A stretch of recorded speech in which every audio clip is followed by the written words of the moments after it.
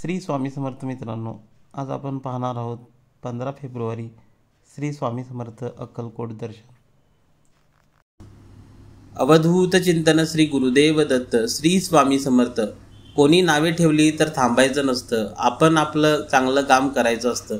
देवाला हे कधीच सांगू नका की तुमच्या अडचणी किती मोठ्या आहेत. त्या अडचणींना सांगा की तुमचा देव किती मोठा आहे. जीवनाच्या बँकेत पुण्याचा बॅलन्स पुरेसा असेल तर सुखाचा चेक कधीच बाउन्स होणार नाही.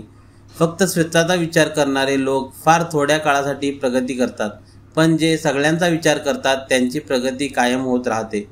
विचारांवर लक्ष ठेवा, त्यांचे शब्द होतात, आणि शब्दावर लक्ष ठेवा, त्या कृतीत उतरतात.